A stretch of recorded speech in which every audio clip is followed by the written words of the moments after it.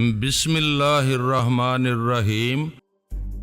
میں لبرٹی میں کتابوں کی دکان پر انگریزی رسالے دیکھ رہا تھا کہ وہ دونوں اسپائی فلموں والے انداز میں آ کر میرے دائیں بائیں کھڑے ہو گئے۔ دونوں کے ہاتھ جیکٹوں کی جیبوں میں تھے اور دو ریوالوروں کی نالیں میری پسلیوں میں چبھنے لگی تھیں۔ سرگوشی میں نہایت سرسری انداز میں انہوں نے مجھے باہر چل کر گاڑی میں بیٹھنے کا حکم دیا۔ میں نے سوچا چلو دیکھ لیتے ہیں کہ وہ کون ہیں اور کیا چاہتے ہیں۔ گاڑی میں بٹھاتے ہی انہوں نے میرا ریوالور اور پستول وغیرہ بھی نکال لیا، وہ بھی میں نے سعادت مندی سے نکلوا لیا، لیکن نہر پر لے جا کر جب وہ اور لوگوں کا انتظار کرنے لگے تو پھر مجھے حرکت میں آنا پڑا۔ تب بھی میرا ارادہ انہیں مارنے کا نہیں تھا، لیکن صورتحال کچھ ایسی پلٹی کہ اس نے معذرت خواہانہ سی نظروں سے میری طرف دیکھا۔ خیر جو ہوا سو ٹھیک ہوا، میں نے بے پرواہی سے کہا۔ بتاؤ کہ ان کے بارے میں کچھ اندازہ بھی ہوا؟ نہیں سر، وہ ہمارے کسی بدخواہ یا دشمن کے آدمی بھی ہو سکتے تھے اور کرائے کے قاتل یا دہشت گرد بھی، کسی گینگ سے بھی تعلق ہو سکتا تھا۔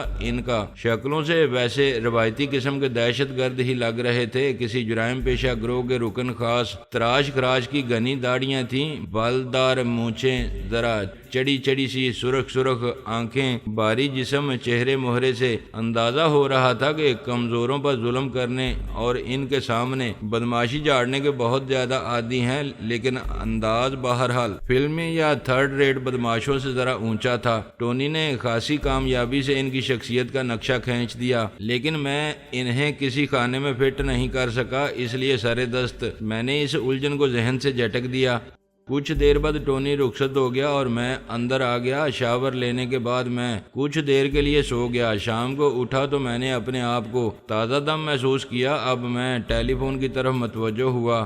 میرے دو نمبر ایسے تھے جن پر فون ملازمین ریسیو کرتے تھے اور میری عدم موجودگی میں ایک مخصوص پیڈ پر پیغامات نوٹ کر کے رکھ دیتے تھے، لیکن میرا ایک ڈائریکٹ نمبر جو خاص جاننے والوں ہی کے پاس تھا، اس کے ساتھ ریکارڈنگ سسٹم منسلک تھا جو میری غیر موجودگی میں کام آتا تھا۔ یہ آنسرنگ مشین کا کام بھی دیتا تھا اور اگر فون کرنے والا کوئی پیغام چھوڑنا چاہتا تو وہ بھی ریکارڈ کر لیتا تھا۔ میں نے اس مشین کے سوئچ آن کیے تو پتا چلا کہ میری غیر موجودگی میں ستارہ اور طاہرہ خانم نے ایک مرتبہ فون کیا تھا، اور یہ معلوم ہونے کے بعد میں 2 دن کے لیے شہر سے باہر گیا ہوں۔ کوئی پیغام چھوڑے بغیر فون بند کر دیا تھا۔ تیسرا فون کسی اور کا تھا۔ اسے جب یہ ریکارڈ شدہ آواز سنائی دی: مسٹر افضل چودھری 2 دن کے لیے شہر سے باہر گئے ہوئے ہیں، آپ براہ کرم اپنا نام بتا دیجئے اور اگر کوئی پیغام دینا چاہیں تو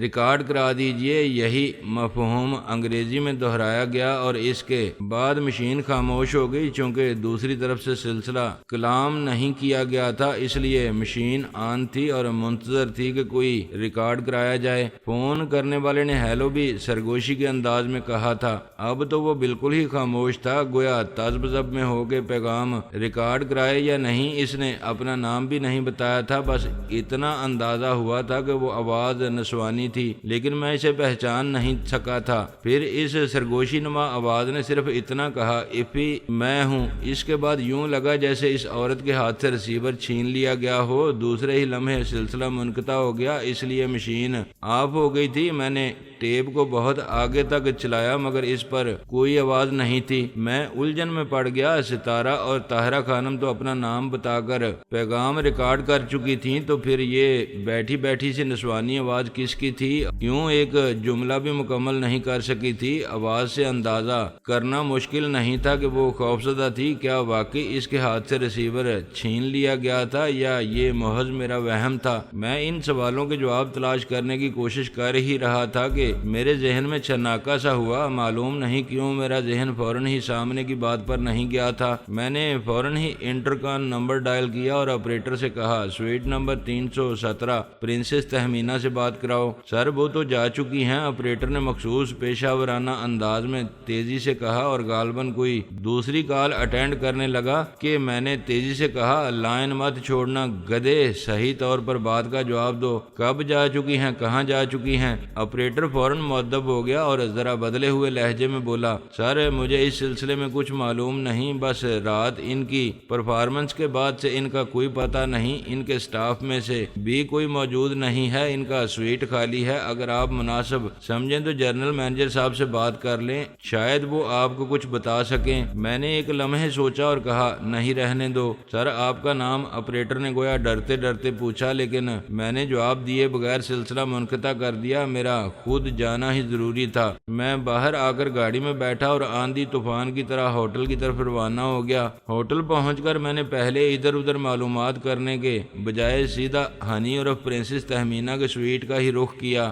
اب تو مجھے اس میں قطعاً کوئی شک رہا ہی نہیں تھا کہ میں نے مشین پر ریکارڈڈ شدہ جو سرگوشی نما آواز سنی تھی وہ ہنی اور پرنسس تہمینہ کے سوا کسی کی نہیں تھی۔ تیسری منزل کی اس مخصوص راہداری میں آج بیرانی اور سکوت نے میرا استقبال کیا۔ آج وہاں کوئی مسلح گارڈ نہیں تھا، کوئی وزٹنگ کارڈ لینے والا نہیں تھا۔ میں نے سویٹ کے دروازے کی ناب گمائی، دروازہ بھی مقفل نہیں تھا، ورنہ ہوٹلوں میں جو کمرے وغیرہ خالی ہو جاتے ہیں ان کے دروازے مقفل ہوتے ہیں۔ میں نے اندر جھانکا، ہر چیز صاف ستھری اسی طرح کرینیں سلیقے سے رکھی ہوئی تھی جس طرح اونچے ہوٹلوں کے ان خالی کمروں میں ہوتی ہے جو مہمانوں کی آمد کے منتظر ہوتے ہیں۔ میں ڈائننگ روم سے گزر کر بیڈ روم میں جا پہنچا، وہاں بھی صاف ستھری ویرانی گویا میرا مضحکہ اڑا رہی تھی۔ صرف ہنی کے میک اپ کے سامان اور خوشبویات کی بچی کھچی مہک کمرے میں رچی ہوئی تھی اور اسے بھی صرف میں ہی پہچان سکتا تھا، اس کے سوا کوئی ایسی نشانی نہیں تھی جس سے ظاہر ہو سکتا کہ وہ کبھی اس کمرے میں آئی بھی تھی۔ گو مجھے امید نہیں تھی کہ وہاں میرے لیے کوئی سراغ، کوئی انجام، کوئی اشارہ موجود ہوگا۔ اس کے باوجود میں نے جاسوسوں کی طرح خوردبینی انداز میں دونوں کمروں کو کھنگالنا شروع کیا۔ میں نے بستر کی چادر، کمبل، میٹرس اور تکیے اٹھا کر جھاڑ کر دیکھے، تکیوں کے غلافوں میں ہاتھ ڈال کر دیکھا، کونے خدروں میں جھانکا، ڈرائنگ روم کے صوفوں کے کشن کھنگالے، باتھ روم کی ہر چیز کا معائنہ کیا، ٹیشو پیپر کا رول تک کھول کر دیکھا کہ کہیں اس پر میرے لیے کچھ لکھا ہوا تو نہیں، حتیٰ کہ میں نے دیواروں کا بھی اچھی طرح جائزہ لیا کہ شاید کہیں لپسٹک،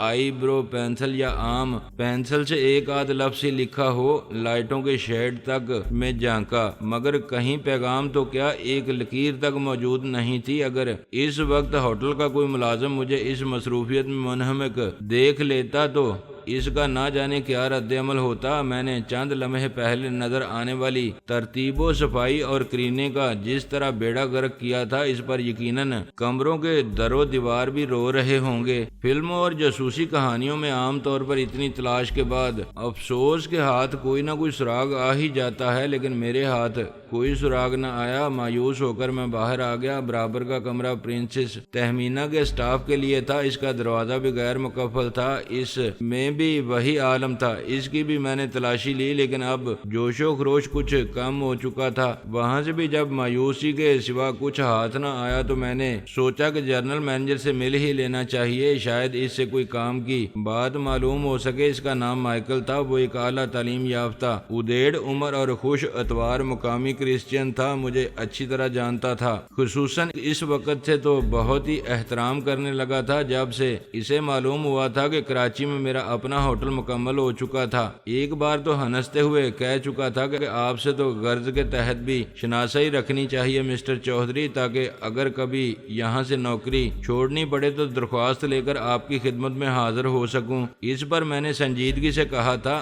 آپ کو درخواست لے کر کہیں جانے کی ضرورت نہیں ہے مسٹر مائیکل، آپ ہوٹل مینجمنٹ میں جس مقام پر ہیں اس کی ضرورت نہیں رہ جاتی۔ اگر خدا نخواستہ کبھی آپ کو یہ آفس چھوڑ کر نکلنا ہی پڑا تو میرے آدمی آپ کو لینے کے لیے دروازے پر کھڑے ہوں گے۔ یہ سن کر وہ خوشی سے نہال ہو گیا تھا۔ میں نے اسے کبھی پریشان نہیں دیکھا تھا، لیکن آج میں اس کے آفس میں داخل ہوا تو وہ مجھے مخبوط الحواس سا نظر آیا، تاہم مجھے دیکھ کر وہ حتی الامکان خوش خلقی سے مسکراتے ہوئے اٹھ کھڑا ہوا۔ اسٹاف کے کچھ آدمی کمرے میں موجود تھے۔ سر، میں آپ کی کیا خدمت کر سکتا ہوں؟ کرسی پیش کرنے کے بعد اس نے مضطربانہ انداز میں ہاتھ ملتے ہوئے کہا، آپ نے کیوں زحمت کی؟ مجھے کہیں بلا لیا ہوتا، میں ایسی زحمتیں کرنے کا عادی ہوں۔ میں نے بیٹھتے ہوئے کہا، تم ان لوگوں سے بات چیت ختم کر لو، میں تنہائی میں بات کروں گا۔ اس نے جلد ہی ان لوگوں کو فارغ کر دیا۔ موضوع گفتگو وہی پرنسس تہمینہ کی پراسرار گمشدگی تھی۔ اخبارات میں اشتہار دینے اور ہوٹل کی لابی میں نوٹس چسپاں کرنے کی تیاری ہو رہی تھی کہ پرنسس تہمینہ کے شو کی ایڈوانس بکنگ منسوخ کی جا رہی ہے۔ جو لوگ ٹکٹ کی رقم واپس لینا چاہیں وہ ہوٹل سے لے لیں، جو لوگ ٹکٹ استعمال کرنا چاہیں وہ متبادل شو میں استعمال کر سکتے ہیں، جو آج ہی سے پرنسس کے شو کی جگہ شروع ہو رہا تھا۔ انہوں نے ہنگامی طور پر ایک مقامی ڈانسر نغمہ کے شو کا انتظام کیا تھا اور بہانہ یہ کیا تھا کہ پرنسس تہمینہ ناسازی طبع کی بنا پر اپنے ملک واپس جا رہی ہیں۔ وہ لوگ جا چکے تو مائیکل خلاف عادت مضطربانہ انداز میں ہاتھ ملتے ہوئے میری طرف متوجہ ہوا۔ سر آپ کیا پئیں گے؟ رسمی چکروں میں پڑنے کی ضرورت نہیں مائیکل، میں بھی پرنسس تہمینہ ہی کے بارے میں پوچھنے آیا ہوں۔ کہاں غائب ہو گئی ہے وہ؟ میں نے سرسری سے لہجے میں پوچھا۔ مائی گاڈ، وہ دونوں ہاتھوں سے سر تھامتے رہ گیا۔ سر آپ بھی؟ قیصر اعظم جولیس کے دربار میں جب دوسرے سازشیوں کے ساتھ ساتھ اس کے سوتیلے بیٹے بروٹس نے بھی تلوار نکال کر اس کے پہلو میں گھونپ دی تھی اور اس نے جب یہ تاریخی جملہ کہا تھا بروٹس یو ٹو، تو اس کے لہجے میں بھی شاید وہ درد پنہا نہ رہا ہو جو اس وقت مائیکل کے لہجے میں تھا۔ گھبراؤ نہیں مائیکل، میں اس کا عاشق یا پروانہ نہیں ہوں، میں کسی اور وجہ سے پوچھ رہا ہوں۔ میں نے جلدی سے اسے جواب دیا۔ نہیں سر یہ بات نہیں ہے، وہ گڑبڑا کر بولا۔ یہ تو مجھے معلوم ہے، آپ جیسا نفیس آدمی ایسی چلتی پھرتی عورتوں کا پروانہ نہیں ہو سکتا۔ میرا مطلب ہے کہ کہیں آپ نے اپنے ہوٹل کے لیے اس سے کوئی کنٹریکٹ وغیرہ یا کوئی بات چیت تو نہیں کر لی تھی؟ نہیں ایسا بھی کوئی مسئلہ نہیں ہے، میں نے جواب دیا۔ میرے ہوٹل میں ابھی ایسی خرافات شروع نہیں ہوئی۔ اوہ، اسے اپنے ہوٹل کی اس فخریہ پیشکش کے بارے خرافات کا لفظ سن کر تھوڑی سی تکلیف ضرور ہوئی، لیکن دوسرے ہی لمحے اس نے غالباً اس احساس کے تحت سکون کی سانس لی کہ پرنسس تہمینہ سے میرا کوئی جذباتی یا کاروباری چکر نہیں تھا۔ تو پھر اس کے بارے میں پوچھتا ہوا آیا کیوں تھا؟ وہ ایک سگریٹ سلگانے کے بعد بولا، اس خبیث عورت کے چکر میں تو میں صبح سے پریشان ہوں۔ ہنی کے لیے خبیث کا لفظ سن کر اب مجھے ذرا تکلیف پہنچی، لیکن میں نے اس کا اظہار نہیں کیا تھا۔ اصل معاملہ تو مائیکل کے وہم و گمان میں بھی نہیں تھا۔ وہ ایک کش لے کر بولا، میں تو اس وقت کو کوس رہا ہوں جب اس کی آمد کی خبر سن کر میں اس کے پاس دوڑا گیا تھا۔ میں اس کے بیک گراؤنڈ سے واقف تھا۔ ہوٹل آج کل ٹھنڈا جا رہا تھا، سامنے ہی دوسرا 5 اسٹار ہوٹل بن گیا ہے نا۔ میں نے اس پرنسس کے شو سے ہوٹل کو سنبھالا، مل جائے گا۔ اچھی بلی دوسرے ہوٹل میں ٹھہری ہوئی تھی۔ اس ہوٹل والوں نے تو اس کے ساتھ شو کا کوئی پروگرام نہیں بنایا اور میں گدھا دوڑا گیا۔ اس کا مطلب ہے تم نے ان سے رابطہ قائم نہیں کیا تھا، تم نے ان لوگوں کو باہر سے نہیں بلوایا تھا؟ میں نے تصدیق چاہی۔ نہیں سر، مجھے تو پتا چلا تھا کہ وہ یورپ اور امریکہ کے دورے سے واپس ترکی جاتے وقت پاکستان اور بھارت سے ہوتی ہوئی جائے گی، لیکن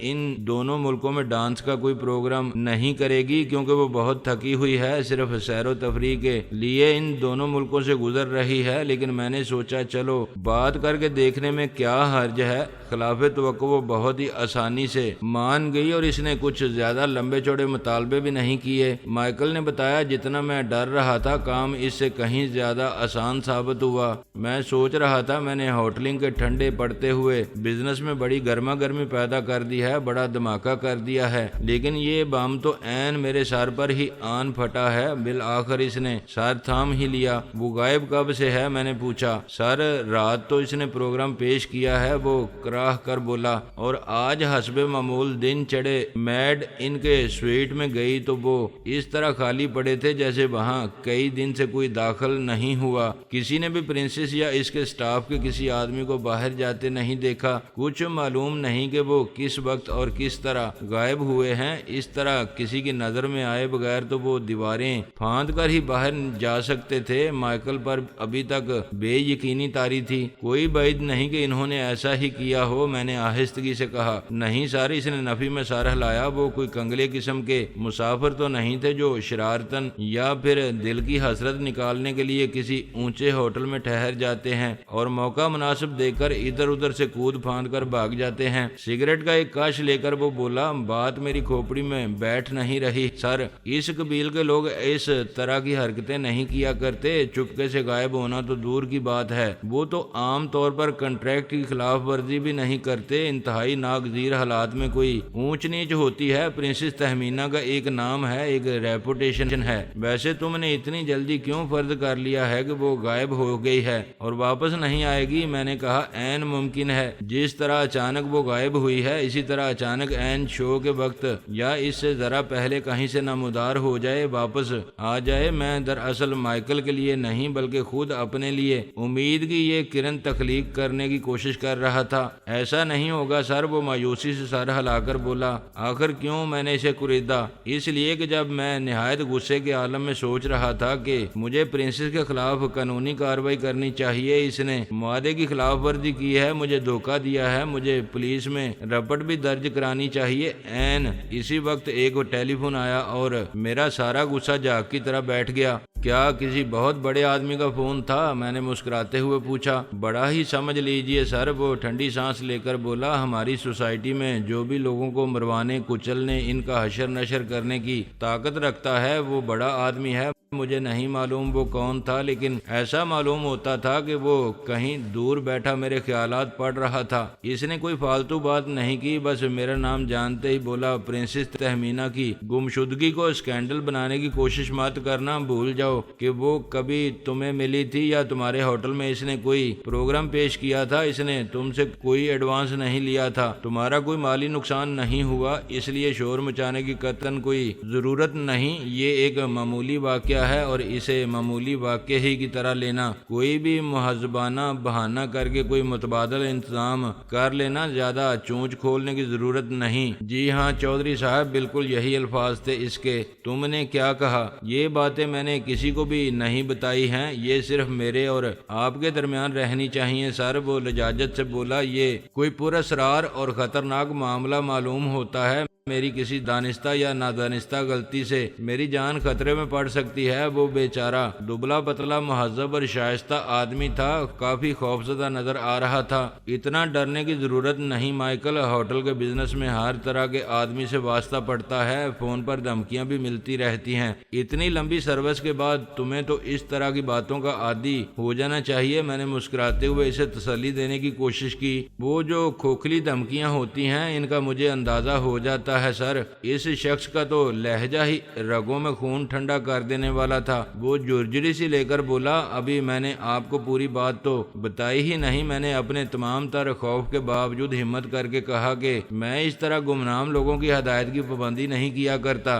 اس پر وہ کسی بدرو کی طرح ہنسا، سانپ کی پھنکار سے مشابہ تھی اس کی ہنسی، وہ جیسے صرف فون پر مجھ سے بات ہی نہیں کر رہا تھا، مجھے دیکھ بھی رہا تھا۔ کہنے لگا، تم نے ابھی پانی پی کر میز پر جو گلاس رکھا ہے ذرا اس کی طرف دیکھو۔ میں نے گلاس کی طرف دیکھا اور دوسرے ہی لمحے وہ کرچی کرچی ہو کر بکھر گیا، میرے ہاتھ سے ریسیور چھوٹ گیا تھا۔ سائلنسر لگی رائفل یا ریوالور کی گولی ہوگی، میں نے سرسری سے لہجے میں کہا۔ ریوالور استعمال کیا گیا تھا سر، اس کھڑکی سے گولی چلائی گئی تھی۔ اس نے دائیں طرف اشارہ کیا اور گولی میز کی سطح کو چھوئے بغیر ادھر دیوار پر لکڑی کے پینل میں پیوست ہو گئی تھی۔ اس نے بائیں طرف اشارہ کیا، وہاں میں نے سٹیکر چسپاں کر دیا ہے، آپ چاہیں تو سٹیکر ہٹا کر لکڑی میں دھنسی ہوئی گولی کا معائنہ کر سکتے ہیں، اس کی اب نہ کوئی ضرورت ہے اور نہ کوئی فائدہ۔ میں نے ٹھنڈی سانس لے کر کہا، اسے نشانی کے طور پر وہیں دھنسی رہنے دو، اس قسم کی شعبدہ بازیاں کچھ مشکل نہیں ہوتی، ایک شخص کھڑکی پر موجود ہوگا، دوسرا تم سے فون پر بات کر رہا ہوگا اور ان دونوں کا آپس میں بھی رابطہ ہوگا، کیونکہ اس کھڑکی کے سامنے کوئی کمرہ نہیں ہے جہاں سے کوئی بیک وقت تم سے فون پر بات بھی کر سکے اور تم پر نظر رکھتے ہوئے فائر بھی کر سکے۔ جی ہاں سر، وہ تو میں بھی سمجھ گیا تھا، میرا مطلب ہے جب میرے ہوش ٹھکانے آئے تھے اور میں نے اٹھ کر کھڑکی وغیرہ کا جائزہ لیا تھا، اس سے پہلے میں نے ریسیور دوبارہ کان سے لگایا تو وہ شخص بولا، یہ گولی گلاس کے بجائے تمہاری کھوپڑی میں بھی اتر سکتی تھی، ذرا سا رخ بدلنے ہی کی بات تھی، لیکن ہم کیڑے مکوڑوں کا شکار کرنے کے قائل نہیں جب تک وہ ہمارے پیروں تلے کل بلانے نہ لگیں۔ یہ ایک کہہ کر اس نے فون بند کر دیا، اور اس کے بعد سے میں نے اس کی ہدایت پر دل و جان سے عمل کیا ہے، کیونکہ میں ایک شریف آدمی ہوں اور ابھی مرنا بھی نہیں چاہتا۔ اس نے سگریٹ ایش ٹرے میں مسل دی اور ٹائی کی ناٹ ٹھیک کرتے ہوئے بولا، میری تو اس تصور سے روح پناہ ہو رہی ہے کہ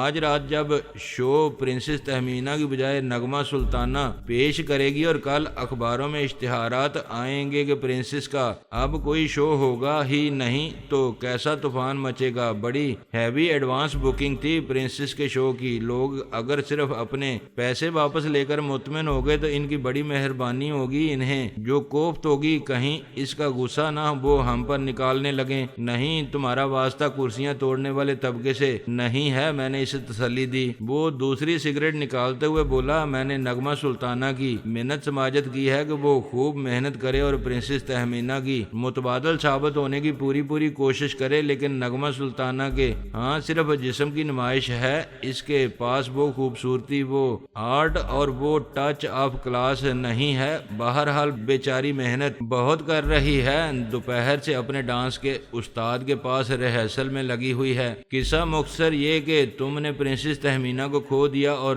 تم سے اس کا سراغ ملنے کی کوئی امید نہیں رکھی جا سکتی، میں نے ٹھنڈی سانس لے کر کہا۔